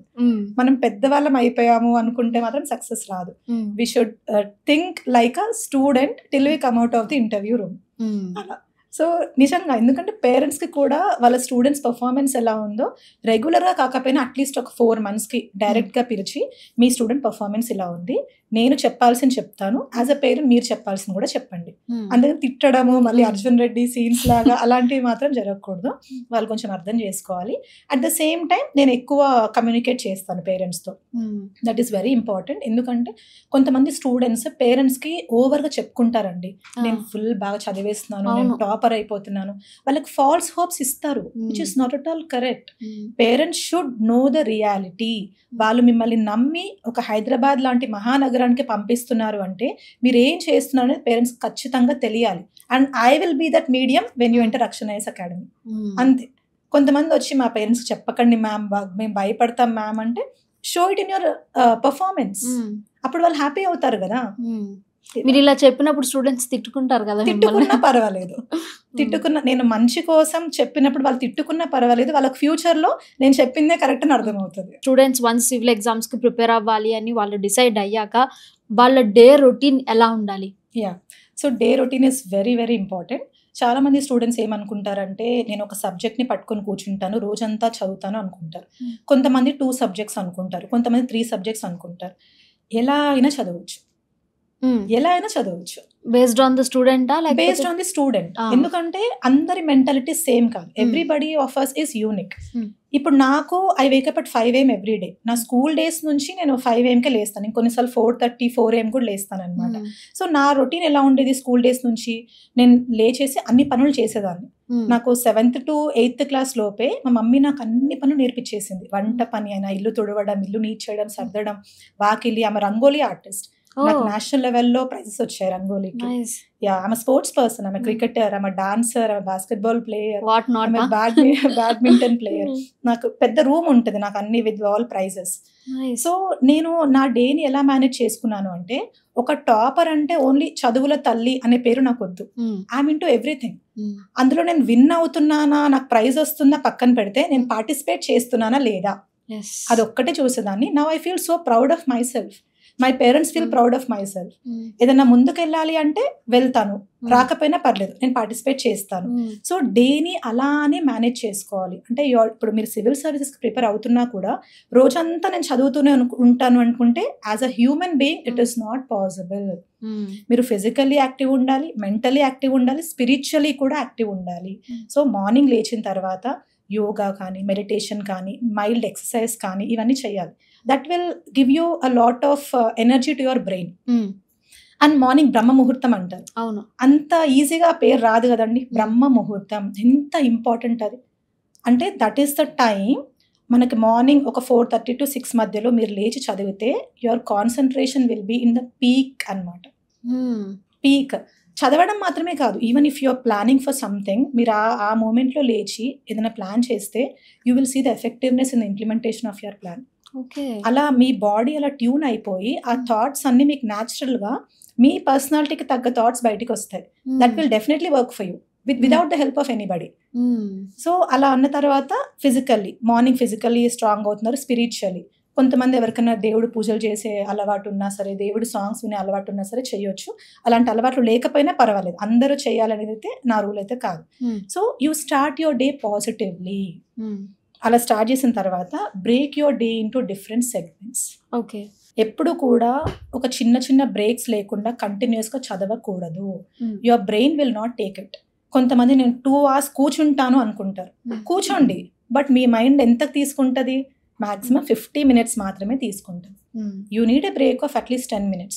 ఆ బ్రేక్లో మీకు మళ్ళీ రెజ్యూమినేట్ అవుతుంది. Then you can energise yourself and get back to studies. So కొంతమంది త్రూ అవుట్ ద డే ఒక సబ్జెక్ట్ చదివినా, మల్టిపుల్ సబ్జెక్ట్స్ చదివినా, లేదా మార్నింగ్ వర్కింగ్ ఆస్పిరెంట్స్ ఉంటారండి, వాళ్ళకు ఓన్లీ మార్నింగ్ ఉంటుంది, టైం ఈవినింగ్ ఉంటుంది, మధ్యలో అంత టైం ఉండదు. Still you can do it. I have a student, మీకు అసలు చెప్తే నమ్మరు, ఆ అబ్బాయి వర్కింగ్ ఆస్పిరెంట్ అండి. మార్నింగ్ 9 నుంచి ఈవినింగ్ 6 వరకు ఆఫీస్కి వెళ్ళాలి, సాఫ్ట్వేర్ ఎంప్లాయ్. క్యాబ్ 6 o'clock వస్తుంది. Okay, he will wake up at 3:45 AM. Yeah, 3:45 AMకి లేచి నాకు ఆ షెడ్యూల్ అంతా పంపిస్తారు. మెంటర్షిప్లో నాకు వాళ్ళు ఏం చేస్తున్నారని పంపించాలి. నేను వాళ్ళకి టైం టేబుల్ ఇస్తాను. 3:45కి లేచి చదువుతూనే he'll do the other activities also. Heal get ready. మళ్ళీ క్యాబ్లో కూర్చున్న తర్వాత ఆ జర్నీలో మాత్రమే హీ విల్ స్లీప్. ఆఫీస్కి వెళ్తాడు. ఆఫీస్లో he should not open the laptop or other websites. Office work చేసిన తర్వాత మధ్యలో లంచ్ బ్రేక్లో మాత్రం కొన్ని కరెంట్ అఫైర్స్ చదువుతాడు. ఈవినింగ్ వచ్చిన తర్వాత again he'll sit for study. And now he is a Group 1 topper. Nice. ఎంత కష్టపడ్డారు తను. The result is there. Result ఎలాగైనా వస్తుంది. ఇప్పుడు నెక్స్ట్ ఆ అబ్బాయి యూపీఎస్సీ ప్రిపేర్ అయినా కూడా he's coming to me only, ma'am మీరే నాకు గైడ్ చేయాలి. డెఫినెట్లీ ఇలాంటి కష్టపడే స్టూడెంట్స్కి మనం ఇంకా కష్టపడాలి అనిపిస్తుంది. సో మీ టైం టేబుల్ ఎలా ఉన్నా పర్వాలేదు, మీ పర్సనాలిటీకి తగ్గట్టుగా ఉండాలి, బట్ ఏం చేసినా కన్సిస్టెంట్గా చేయండి. That is the secret of success. నిజంగానే, అంటే జనరల్గా ఇది అందరికీ ఉండే డౌట్, ఎన్ని గంటలు చదవాలి గ్రూప్స్ ఎగ్జామ్ రాయాలి అని అంటే ఎన్ని గంటలు చదవాలి మేము యూజువల్లీ మీరు టాపర్స్ వీడియోస్లో చూస్తారండి, నేను 18 గంటలు చదివాను అని. నెక్స్ట్ మూమెంట్ ఏమవుతుందంటే ఆ పేరెంట్స్ నుంచి ఆ స్టూడెంట్స్కి తిట్లు పడతాయి అనమాట. చూడు నేర్చుకో, 18 గంటలు చదువుతారంట అని. దట్ ఈస్ నాట్ రియల్ అండి, ఇట్ ఈస్ నాట్ రియల్. మరి చెప్తారు కదా 18 గంటలు. ఇప్పుడు మీరే చూడండి, మనకు 24 hours టైం ఉంది. For a human being 7 to 8 hours quality sleep కావాలి. సో 24 hours నుంచి 7 to 8 hours తీసేస్తే మనకి ఎంత వస్తుంది? అక్కడే 16 hours వస్తుంది. 8 hours తీసేసి 7 to 8 hours తీసేసేయండి. ఓకే, 24 నుంచి. సో 16 hours వస్తుంది, 16 to 17 hours. మనం ఫుడ్ కి టైం పడుతుందా? ఒక 2 hours తీసేయండి, బ్రేక్ఫాస్ట్ లంచ్ దానికి. ఇక్కడ ఎంత వస్తుంది? 14 hours అక్కడ వస్తుంది. ఆ 14 hours లో మనం మొత్తం 14 hours కూర్చొని చదువుతామా అంటే no, your brain can't take it. మన హ్యూమన్ బ్రెయిన్ క్రేనియల్ కెపాసిటీ అంటాం, అది కొంతవరకే తీసుకోగలుగుతుంది. So ideally 12 to 14 hours exam దగ్గరకు వచ్చేటప్పుడు ఇట్స్ పాసిబుల్. కష్టపడవచ్చు, కొంచెం ఎక్కువ హైడ్రేట్ అవుతూ వాటర్ ఫ్లూయిడ్స్ తీసుకుంటూ 12 to 14 hours or 15 hours. Even I was studying till 15 hours. నేను నా ప్రిపరేషన్ టైంలో 15 hours చదివేదాన్ని. అది పాసిబుల్. మధ్యాహ్నం ఒక నాప్ తీసుకునేదాన్ని. ఇది కూడా నాకు చెప్పాలనుకుంటున్నాను. మీ దృష్టిలో నాప్ అంటే ఏంటి చెప్పండి? నిద్రపోవడం. ఎన్ని గంటలు నిద్రపోతే నాప్ అంటారు? 30 minutes to 1 hour. Okay, nice. మీరు కొంచెం బెటర్ గానే చెప్పారు. యాక్చువల్ నాప్ అంటే లెస్ దాన్ 30 minutes. ఒక షార్ట్ నాప్ తీసుకోవడం అంటే 20 minutes to 30 minutes పడుకుంటేనే మీ బ్రెయిన్ రిజనరేట్ అవుతుంది. లేకపోతే ఏమవుతుందో చెప్పనా, ఒక 1 hour మీరు పడుకున్నారు అనుకోండి, మధ్యాహ్నం లేచిన తర్వాత మీలో అందరూ ఒకటి ఎక్స్పీరియన్స్ చేస్తారు. సడన్ గా నేను అసలు ఎక్కడున్నాను, ఈ రోజు ఏంటి అని ఎక్స్పీరియన్స్ చేస్తారా? దాని అర్థం ఏంటి అంటే మీరు ఓవర్గా పడుకున్నారు. 20 minutes to 30 minutes పడుకుంటే that is very good for your body. అది నాప్ అంటే. సో ఆ నాప్ కూడా తీసుకోవాలి. ఓకే. అండ్ నాకు ఇప్పుడు మీరు ఇదంటే నాకు ఇంకోటి గుర్తొచ్చింది. జనరల్గా తలస్నానం చేస్తే ఎగ్జామ్కి వెళ్ళే ముందు అన్ని మర్చిపోతాం అంటారు, నిజమేనా? That's a myth. అంతే మిత్. కాకపోతే జస్ట్ జుట్టు ఆరనివ్వాలి. మేబీ ఆ రీజన్ ఎందుకు వచ్చింది అది అంటే తలస్నానం చేయడం వల్ల హెడ్ అంతా హెవీగా అనిపించి కాన్సన్ట్రేషన్ ఆ హెవీనెస్ మీద పోతుంది, చదివిన దాని మీద పోదు. దాని వల్ల అయి ఉంటది. కానీ ఒకవేళ తలస్నానం చేస్తే జుట్టు ఆరేంత వరకు వెయిట్ చేసి అప్పుడైనా వెళ్ళొచ్చు ఎగ్జామ్ కి. దానికి దీనికి సంబంధం లేదు. ఇప్పుడు 7 days కంటిన్యూస్ గా ఎగ్జామ్ ఉంది అనుకోండి, 7 days తలస్నానం చేయకుండా అరే చిన్నప్పుడు మా ఇంట్లో చేయించేవాళ్ళు కాదు. లేదు, దట్స్ అ మిత్ అండి, అలా ఏమి ఉండదు. కొంతమంది స్టూడెంట్స్ మీరు చెప్పినట్టు ఒక 10 hours 6 hours 5 hours ఎంతైనా చదువుతారు, చదవడానికి మాత్రం. బట్ తర్వాత చూస్తే వాళ్ళకి అవి గుర్తుండవు. సో ఇలా ఎందుకు జరుగుతుంది? అండ్ ఎక్కువగా గుర్తుపెట్టుకోవాలి, మెమరీ పవర్ పెరగాలి అని అంటే ఏమైనా ట్రిక్స్ ఉన్నాయా? ఇందాక మీరు అడిగారు కదా ఎన్ని గంటలు ఐడియల్ అని, అది నేను చెప్పడం మర్చిపోయాను. అంటే ఆ కంటిన్యూటీలో మనం మర్చిపోయాము. Ideally 10 to 12 hours is fine. మీరు ఎలా ప్రిపేర్ అవుతున్నా, ఒకవేళ వర్కింగ్ ఆస్పిరెంట్ అయితే కన్సిస్టెంట్ గా 6 to 7 hours పెట్టినా కూడా there are aspirants who have succeeded. So అది ఇప్పుడు మీరు అడిగిన క్వశ్చన్ కాన్సన్ట్రేషన్. నేను దీన్ని ఎలా చెప్తానంటే, మనందరం మార్నింగ్ లేచిన తర్వాత యూనివర్సల్ గా చేసే థింగ్ బ్రష్ చేయడం. Your concentration begins from brushing your teeth అని నేను చెప్తాను. మనలో ఇప్పుడు ఈ జనరేషన్ ఎలా అయిపోయిందంటే మనం వాష్రూమ్కి వెళ్తే కూడా ఫోన్లు పట్టుకుని వెళ్తున్నాం. అవునా? బట్ అలా కాదు. కాన్సన్ట్రేషన్ మీరు బ్రష్ చేసేటప్పుడు ఈవెన్ డెంటిస్ట్ కూడా, మనకు అమెరికన్ డెంటల్ అసోసియేషన్ తీసుకున్నా, మన ఇండియన్ టాప్ డాక్టర్స్ తీసుకున్నా కూడా 2 minutes వరకు బ్రష్ చేయాలి అని చెప్తారు. ఒక 2 minutes కాన్సన్ట్రేట్ చేయండి వితౌట్ థింకింగ్ అబౌట్ ఎనీథింగ్. అంటే నేను బ్రష్ చేస్తున్నాను, upper teeth right side, upper teeth lower teeth, left side upper teeth lower teeth, లోపల చేస్తున్నానా పైన చేస్తున్నానా అంటే ఇది మీకు ఇది విన్నప్పుడు నవ్వుకున్నా కూడా దిస్ ఇస్ ద రియాలిటీ. మనం అందరం మార్నింగ్ చేసే పని నుంచే మన కాన్సన్ట్రేషన్ ఎందుకు స్టార్ట్ చేయకూడదు? ఆ 2 minutes కాన్సన్ట్రేషన్. నెక్స్ట్ థింగ్, కొంతమందికి మంచి అలవాట్లు ఉంటాయి, యోగా చేయడం, వాకింగ్కి వెళ్ళడం, మెడిటేషన్ చేయడం, అలా బయటికి వెళ్తారు. ఈవెన్ జిమ్ చేసే వాళ్ళు కూడా ఉంటారు. వాళ్ళందరూ చేసే ఇంకో మిస్టేక్ ఏంటంటే మ్యూజిక్ వినడం. దాన్ని మల్టీ టాస్కింగ్ అనుకుంటారు. అంటే నేను మ్యూజిక్ ఒకేసారి వింటున్నాను, నా మైండ్కి రిలాక్సేషన్ వస్తుంది, నేను యాక్టివిటీ చేస్తున్నాను. But no, that is a blunder. మీరు యోగా చేసినా, మెడిటేషన్ చేసినా, ఎక్సర్సైజ్ చేసినా that is for your mind as well as your body. So అక్కడ కూడా కాన్సన్ట్రేషన్ ఎక్కడ స్టార్ట్ అవుతుందంటే కౌంట్ ద నెంబర్స్. ఓకే. మీరు బ్రీతింగ్ ఎక్సర్సైజ్ చేసేటప్పుడు ఆ బ్రీతింగ్ ని కాన్సన్ట్రేట్ చేస్తూ కౌంట్ చేయండి. అంతేకాని చెవిలో ఒక సాంగ్ వింటుంటే మీరు బ్రీతింగ్ పైన కాన్సన్ట్రేట్ చేయరు, ఆ సాంగ్ లిరిక్స్ పైన కాన్సన్ట్రేట్ చేస్తారు. కొంతమంది వీడియోస్ చూస్తూ ఎక్సర్సైజ్ చేస్తారు. That is wrong. మీరు ఇలాంటి చిన్న చిన్న డైలీ యాక్టివిటీస్తో మీ కాన్సన్ట్రేషన్ పెంచుకుంటే మీ బ్రెయిన్ షార్పెన్ అవుతుంది. ఇప్పుడు మీరు బయట వాకింగ్కి వెళ్ళినప్పుడు కౌంట్ ద స్టెప్స్. ఏదైనా టైప్ ఆఫ్ ఎక్సర్సైజ్ చేసినప్పుడు ఎన్నిసార్లు చేస్తున్నారో కౌంట్ చేయండి. మీరు వీడియోస్ చూస్తే కూడా ఇవి 20 times చేయండి, 30 times చేయండి అనే ఉంటారు. ఎందుకు అది? Increase your concentration. దానివల్ల మీ body, mind and body, they will come in coordination. That is extremely essential. ఒక మైండ్ ఒక చోట, బాడీ ఒక చోట ఉంటే అది పని చేయదు. మీరు ఎంత కష్టపడ్డా సరే that won't work for your body.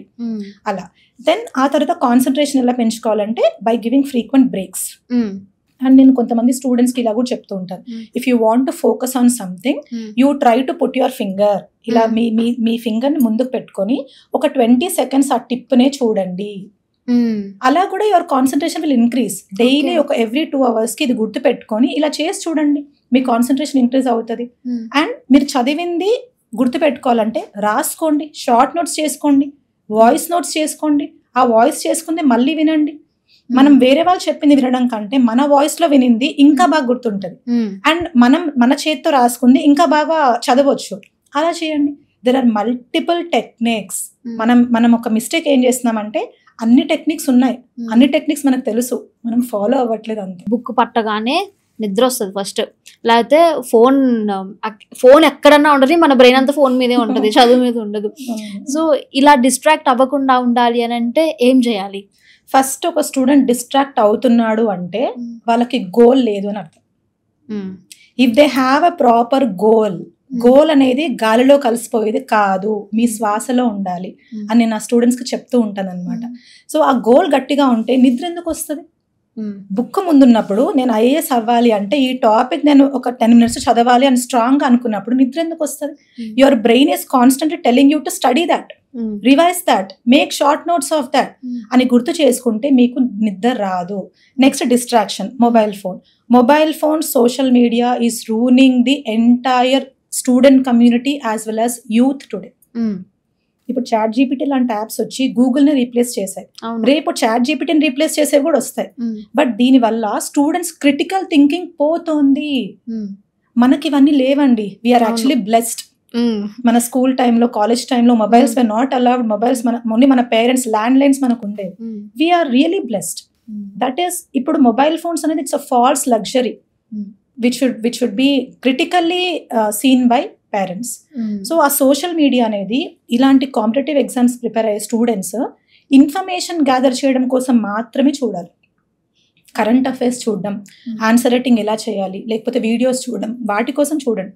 వేరే అన్ని పిచ్చి పిచ్చి న్యూస్ చూస్తారు, అవే ఎక్కువ అట్రాక్ట్ చేస్తాయి. అవును, యూట్యూబ్లో ఆ థంబ్నెయిల్స్ అట్రాక్ట్ చేస్తాయి. ఓపెన్ చేద్దాం ఒకసారి అనుకుంటారు, ఒక 2 minutes బ్రేక్ తీసుకొని ఓపెన్ చేద్దాం అనుకుంటారు. ఆ 2 minutes 2 hours అవుతుంది. ఆ 2 hours తెలియకుండా అయిపోతుంది. తర్వాత that will be followed by regret. అయ్యా నేను 2 hours వేస్ట్ చేశాను. That will continue. సో మీకంటూ ఒక రెస్ట్రిక్షన్ పెట్టుకోవాలి. Social media use should be limited. అన్నీ ఆఫ్ చేయమని మనం చెప్పట్లేదు. Have a Facebook account, have an Instagram account, have Twitter, watch everything. కాకపోతే you should know where to limit it. ఇప్పుడు నేను ఎలాగైతే ఓన్లీ స్టడీస్ పరంగా లేకుండా I was into everything, that has made me the person I'm today. అన్నీ ఉన్న personality లాగా I feel very confident today. That is essential. అది స్కూల్ టైంలో, ఇంటర్ టైంలో, ఇలాంటి ఎగ్జామ్స్కి ప్రిపేర్ అయ్యే టైంలో కంపల్సరీ ఉండాలి. ఈ స్టూడెంట్స్ లైఫ్లో టైం మేనేజ్మెంట్ అనేది ఎంత important ma'am? It's very very important. So time management అనేది ప్రిపరేషన్ day 1 నుంచి స్టార్ట్ అవుతుంది. అండ్ మన మెంటర్షిప్ ప్రోగ్రామ్స్లో I focus more on time management. Because మనకి డిఫరెంట్ స్టూడెంట్స్ వస్తారు, ఇలా వర్కింగ్ ఆస్పిరెంట్స్ కావచ్చు, పెళ్ళైన వైఫ్స్ కూడా వస్తారు, రైట్. అండ్ వాళ్ళకి పిల్లలు ఉన్న వాళ్ళు కూడా వస్తారు. వాళ్ళ పిల్లలకి టైం ఇవ్వాలి, because that is the more sensitive age పిల్లలకి. సో అప్పుడు టైం ఇవ్వాలి. పెళ్ళైన వాళ్ళు ఉంటారు, working aspirants, full time prepare అయ్యే వాళ్ళు ఉంటారు, రిమోట్ ఏరియాస్లో, విలేజెస్లో ఉండి ఇంటర్నెట్ కనెక్టివిటీ లేని వాళ్ళు కూడా ఉంటారు. సో ప్రతి స్టూడెంట్ కి different levels of time management నేను వాళ్ళకి టైం టేబుల్ లాగా ఇస్తాను. ఇచ్చేసి రోజు నాకు వాళ్ళు పడుకునే ముందు ఈ రోజు ఏం చేశారని రిపోర్ట్ చేయాలన్నమాట. ఆ రిపోర్టింగ్ నేను చూసి ఆ రోజు వాళ్ళు అనుకున్న టార్గెట్ రీచ్ అవ్వకపోతే అలా ఆస్తం ఎందుకు రీచ్ అవ్వలేదు, వాళ్ళు రీజన్ కూడా చెప్పాలి. ఒకవేళ వాళ్ళ టార్గెట్ అకంప్లిష్ చేస్తే టిక్ మార్క్ పెట్టాలి, చేయకపోతే రీజన్ చెప్పాలి. And my students are very genuine. This is my first basic rule. మీరు మూవీకి వెళ్ళారా నాకు చెప్పండి, రోజంతా చదవలేదా నాకు చెప్పండి, బట్ లెట్ మీ నో. అంతేగాని ఒక 2 hours చదివి కూడా నేను 12 hours చదివాను మ్యామ్, నేను మ్యామ్ దగ్గర నుంచి నేను ప్రైజెస్ ప్రశంసలు పొందుతాను అనుకుంటే I'm not that type of mentor. మీరు ఎంజాయ్ చేస్తున్నారా అంటే ఎంజాయ్ చేయండి అనే చెప్తాను, బట్ అది at the end of the day me performance ఎలా ఉందో కూడా నేను చూస్తాను. యూ షుడ్ బ్యాలెన్స్ ఎవ్రీథింగ్ అని చెప్తాను. So time management is all about balancing your self from your mental status, physical status, preparation status, emotional status. ఫ్రెండ్లీగా కనిపిస్తున్నారు కానీ మీరు స్ట్రిక్ట్ స్కూల్ ప్రిన్సిపల్. రెండు ఉండాలండి, ఫ్రెండ్లీ ఉండే టైంలో ఫ్రెండ్లీ ఉండాలి, స్ట్రిక్ట్ గా ఉండే టైంలో ఉండాలి.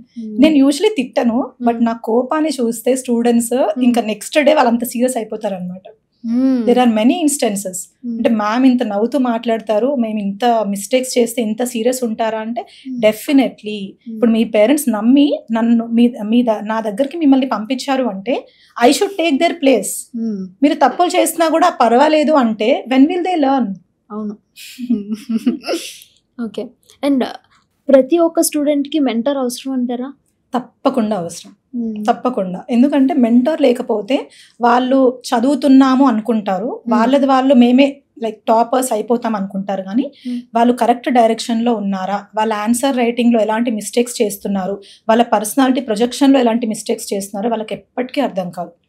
మాలాంటి ఎక్స్పీరియన్స్ మెంటర్స్ ఏంటంటే ఈ ప్రిపరేషన్ని దగ్గర నుంచి చూసాము, ఆ ప్రిపరేషన్లో ఉన్నాము, we see many rankers around us, we have seen the board, we have seen the questions, అన్ని విధాలుగా ఇన్ని డిఫరెంట్ మెంటాలిటీస్ ఆఫ్ స్టూడెంట్స్ చూస్తాం కాబట్టి ఈ స్టూడెంట్కి ఏది కరెక్టో చెప్తాం.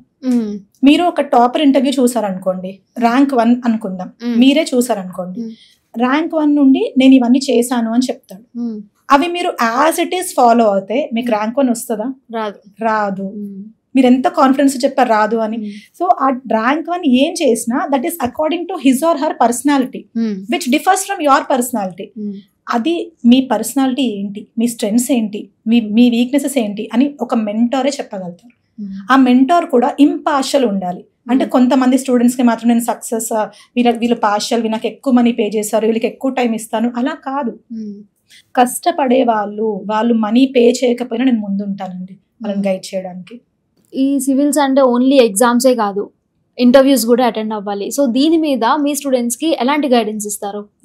సో ఇంటర్వ్యూస్ అటెండ్ అయ్యే స్టూడెంట్స్కి ఫస్ట్ కావాల్సిన సెల్ఫ్ కాన్ఫిడెన్స్. వాళ్ళు అప్పటి వరకు ప్రిలిమ్ స్టేజ్ క్రాస్ అయ్యి మెయిన్ స్టేజ్ క్రాస్ అయ్యి ఇంటర్వ్యూ వరకు వచ్చారు అంటే they are best then many people. కాకపోతే ఇంకా వాళ్ళతో పాటు వేరే కాంపిటీటర్స్ ఉన్నారు, అదే లెవెల్లో ఉన్న వాళ్ళు లేదా అంతకంటే ఎక్కువ లెవెల్లో ఉన్న వాళ్ళు కూడా ఉండొచ్చు. సో ఫస్ట్ ఆ సెల్ఫ్ కాన్ఫిడెన్స్ ఉంటేనే వాళ్ళ ఇంటర్వ్యూ లెవెల్ ప్రిపరేషన్ స్టార్ట్ చేయగలుగుతారు. తర్వాత ఏం చదవాలి, ఇంటర్వ్యూ స్టేజ్ ప్రిపరేషన్ ఎలా ఉంటుందంటే ఒక్కొక్కరు చెప్తారండి, ఇలా ఉండాలి, నేను ఇలాంటి క్వశ్చన్స్ అడుగుతారు, ఈ టాపిక్ చూసుకున్నావా, అదంతా కాదు. You have a peaceful mind, you sit first, తర్వాత మాలాంటి మెంటర్ సజెషన్స్ తీసుకొని ఎలాంటి క్వశ్చనేర్ ఉంటుందో డిఫరెంట్ క్వశ్చనేర్స్ తీసుకోవచ్చు అండ్ ప్రొజెక్ట్ యువర్ పర్సనాలిటీ. ఇంటర్వ్యూని పర్సనాలిటీ టెస్ట్ అని కూడా అంటారు. Okay, it is not just your knowledge test. Knowledge testing అనేది మెయిన్స్ లో ప్రిలిమ్స్ లో అయిపోయింది. సో మీ పర్సనాలిటీ ఈ సివిల్ సర్వీసెస్ కరెక్టా అని టెస్ట్ చేస్తారు. ఆ టెస్టింగ్ లో మీకు కొన్ని క్రిటికల్ క్వశ్చన్స్ ఇవ్వచ్చు, మీరు చెప్పిన ఆన్సర్స్ కి అగేన్స్ట్ గా వాళ్ళు మిమ్మల్ని ఆర్గ్యూ చేసేలాగా చేయొచ్చు. ఏది ఉన్నా కూడా you have to maintain that calm and composed nature. అది ఆ ఇంటర్వ్యూ ప్రిపరేషన్ స్టేజ్ లోనే అవ్వాలి.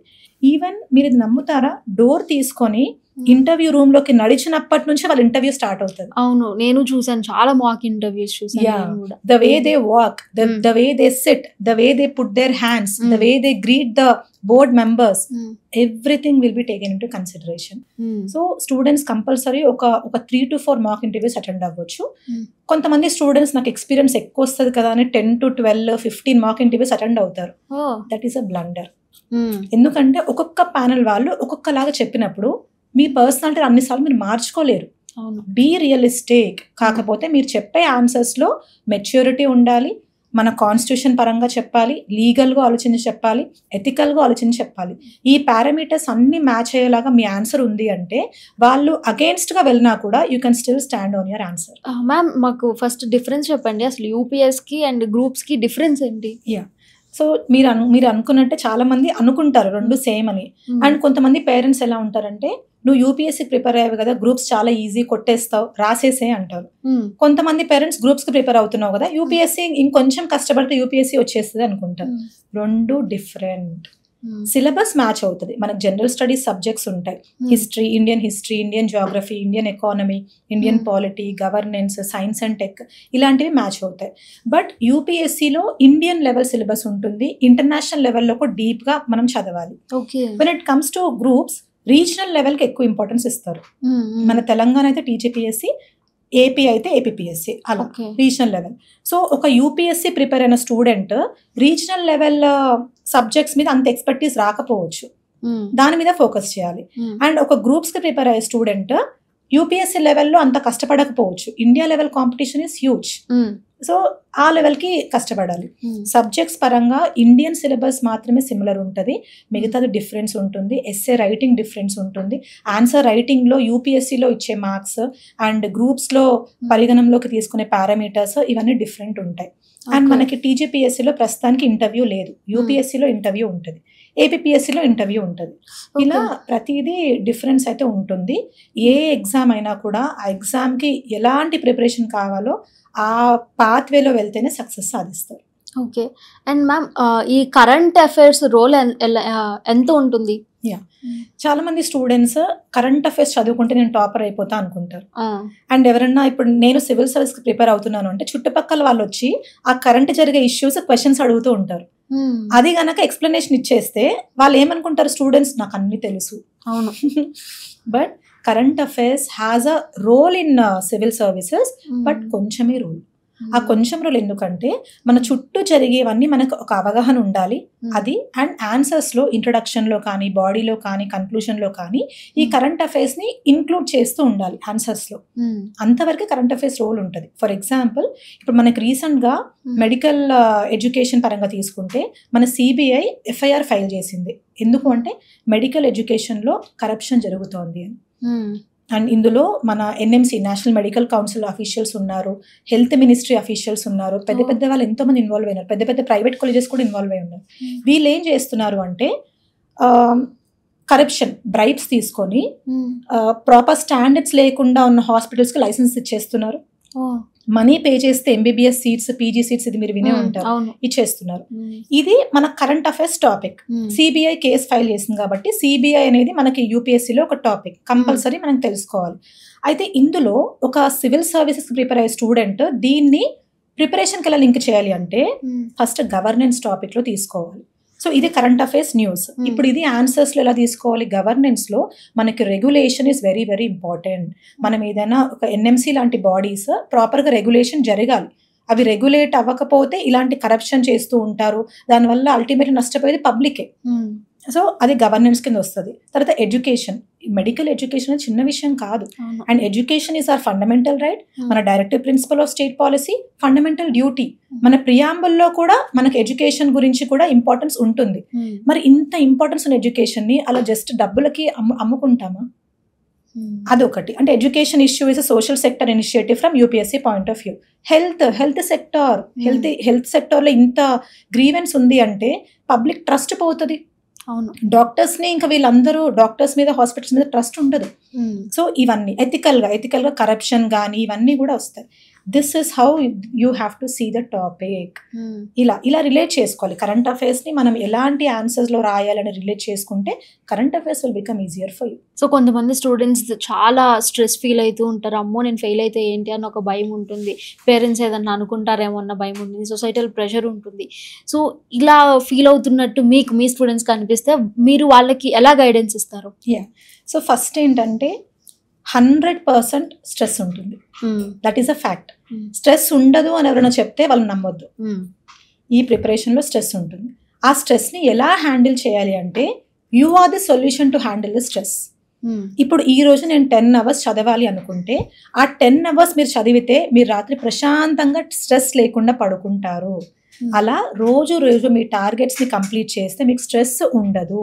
ఎగ్జామ్ దగ్గరికి వెళ్ళినప్పుడు చుట్టూ అందరినీ చూసినప్పుడు ఇంతమంది ఉన్నారా, నేను సాధించగలుగుతానా, నేను ఎగ్జామ్ క్లియర్ చేస్తానా అనే స్ట్రెస్ వస్తుంది. అప్పుడు కూడా మీకు మీరు చెప్పుకోవాలి. Your inner voice should constantly remind you that నేను హార్డ్ వర్క్ చేశాను, ఐ డిజర్వ్ సక్సెస్. నేను చదివింది నాకు ఎంతవరకు వచ్చో నేను అంతవరకు రాస్తాను, మిగిలింది నా చేతిలో లేదు. తెలియంది వస్తే మామూలుగా మేనేజ్ మాత్రమే చేయగలుగుతాం, కానీ దానికి టాప్ మార్క్స్ రావాలని ఎక్స్పెక్ట్ చేయలేం కదా. అలా సో ఇలా this is how you are the solution for your stress. Okay, కొంతమంది చదువుతారు కానీ రివిజన్ చేసుకోరు. సో అలాంటి వాళ్ళకి మీరు ఏం చెప్తారు? రివైజ్ చేయాల్సిందే. There is no other alternative, there is no shortcut to success. ఒక చదివారు అంటే దాన్ని మల్టిపుల్ టైమ్స్ రివైజ్ చేయాలి. అది డైలీ రివైజ్ చేయొచ్చు, వీక్లీ చేయొచ్చు, మంత్లీ చేయొచ్చు, బట్ హ్యూమన్ బ్రెయిన్ కొంతవరకే తీసుకుంటది. అది మనకు గుర్తుండాలి అంటే ఫ్రీక్వెంట్ రివిజన్స్ కంపల్సరీ. నేను మన మెంటర్షిప్ లో మార్నింగ్ మనది 5 AM క్లబ్ ఒకటి ఉంటుంది. అంటే ఎవరైతే 5 AM కి లేస్తారో ఆ స్టూడెంట్స్ ని 8:30 వరకు they are my responsibility. Activities ఇస్తాను. మార్నింగ్ లేవాలి, వార్మ్ వాటర్ తాగాలి, జీరా వాటర్, లెమన్ వాటర్ ఏమైనా తాగొచ్చు, గ్రీన్ టీ తాగాలి, ఒక ఫ్రూట్ తీసుకోవాలి, ఎక్సర్సైజ్ కానీ మెడిటేషన్ కానీ చేయాలి. తర్వాత నేను 2 స్లాట్స్ ఇస్తాను వాళ్ళకి. ఒక టాపిక్ ఇస్తాను, ఆ టాపిక్ చదవాలి, ఆ టాపిక్ కి షార్ట్ నోట్స్ చేయాలి. తర్వాత ఒక కోట్ ఇస్తాను, ఆ కోట్ ని వాళ్ళ ఓన్ వర్డ్స్ లో రాయాలి. ఇది ఎర్లీ మార్నింగ్ 8:30 లోపే అయింది అనుకోండి, మీ డే ఎంత పాజిటివ్ గా ఉంటది. అవును, ఏదో కంప్లీట్ చేసామన్న ఫీలింగ్ వస్తుంది. ఆ కాన్ఫిడెన్స్ తో మీ రోజంతా ఇంకా బాగా చేయాలి, ఇంకా బాగా చేయాలి అనిపిస్తుంది, right? So this is very very important. అలా నేను రివిజన్ స్లాట్ కూడా మార్నింగ్ మనకు ఉంటది. మార్నింగ్ కంపల్సరీ ఒక ½ an hour ప్రీవియస్ చదివింది రివైజ్ చేయాల్సిందే. అంత ఇంపార్టెంట్ రివిజన్. ఇప్పుడు సివిల్స్ కి ప్రిపేర్ అవుతున్న వాళ్ళందరికీ మీరు ఒక 5 tips చెప్పాలి అని అంటే ఏం చెప్తారు? First thing, if you are not ready for this preparation, don't enter this preparation. That is the first tip. Second tip, ఒకసారి ప్రిపరేషన్లోకి వచ్చారు అంటే కంపల్సరీ సాధించిన తర్వాతే వెళ్తాను అని గట్టిగా అనుకుంటేనే రావాలి. థర్డ్ టిప్, ఈ సక్సెస్లో నేను ఎంత గట్టిగా ట్రై చేసినా కూడా నాకు ఫెయిలియర్ రావచ్చు, వచ్చినా మళ్ళీ ట్రై చేస్తాను అనుకోవాలి. నెక్స్ట్ టిప్, ఫెయిలియర్ వచ్చి నేను అన్ని అటెంప్ట్స్ అయిపోయినా కూడా నాకు వేరే దారి ఉంది అని అనుకోవాలి. సో వీటన్నిటికంటే పెద్ద టిప్ ఏంటంటే, లైఫ్లో మనకి కంటిన్యూస్గా ఆపర్చునిటీస్ వస్తూనే ఉంటాయి. మనం అనుకున్నది, మనం డ్రీమ్ చేసింది, దాన్ని సాధించడానికి మనం ఎంతో కష్టపడాలి, చాలా కష్టపడాలి. వేరే వాళ్ళకి మనం ఏంటి అని ప్రూవ్ చేసుకునే విధంగా కష్టపడాలి. బట్ ఒకవేళ అది అవ్వకపోతే లైఫ్ అక్కడే ఫుల్ స్టాప్ కాదు. You can show the best in you in some other sector, which I'm doing now. Doctor, తర్వాత సివిల్ సర్వీసెస్, ఇప్పుడు మెంటార్. అది చిన్న జర్నీ కాదు కదండి. 2015 లో నా మెడిసిన్ అయిపోయింది, 2025 ఎండ్ అయిపోతుంది. 10 years of journey, but you can still see that happiness and content in my face. That is because నా లైఫ్ లో ఒక పర్పస్ ఉంది, నేను ఆ పర్పస్ నే ముందు తీసుకెళ్తానని గట్టిగా అనుకున్నాను కాబట్టి. అలా ప్రతి ఒక్కరు అలానే అనుకోవాలి. లైఫ్ ని చిన్నగా చూడకండి. కొంతమందికి లైఫ్ చిన్నగా అనిపించవచ్చు, కొంతమందికి లైఫ్ పెద్దగా అనిపించవచ్చు.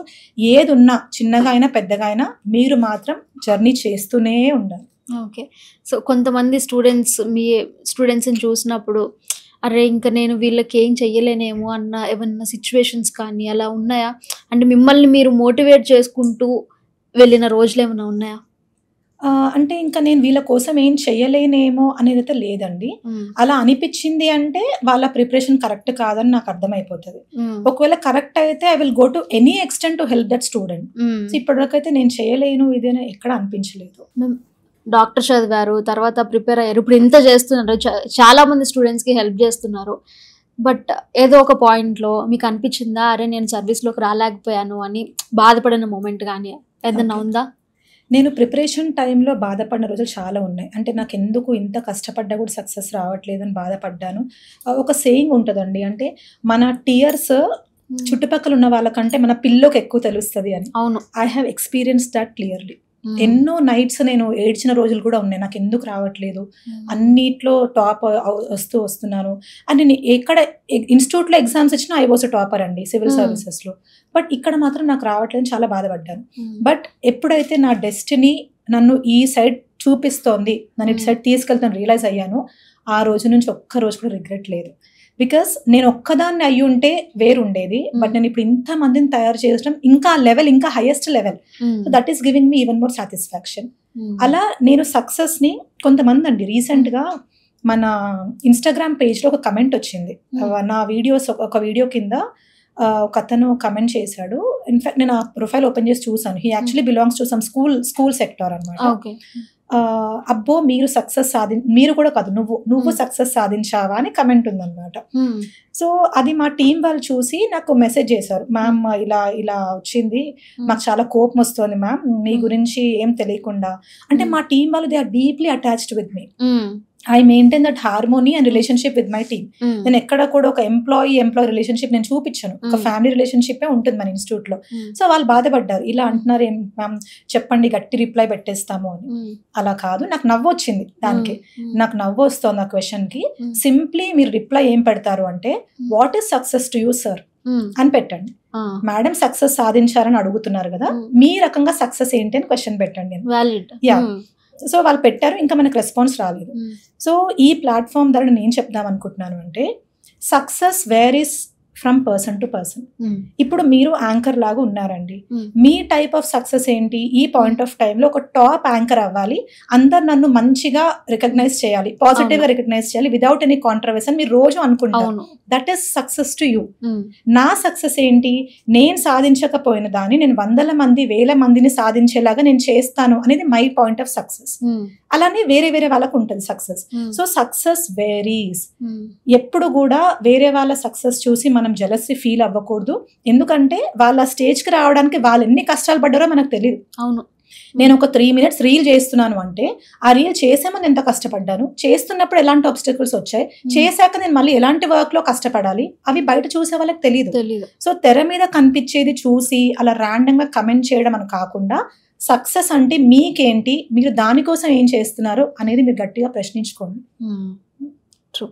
So thank you so much ma'am, ఈరోజు వచ్చి మాకు చాలా విషయాలు చెప్పారు. అండ్ మీలాంటి ఒక మంచి మెంటర్ చేతిలో ఎంతో మంది స్టూడెంట్స్ వాళ్ళ భవిష్యత్తు తీర్చిదిద్దాలని మనస్ఫూర్తిగా కోరుకుంటున్నాను. థ్యాంక్ యూ సో మచ్ అండి. అసలు it was a very nice interview. నాకు ఒక ఫ్లోలో వెళ్ళిపోయింది. It really feels very good. Thank you for giving me this platform. Thank you.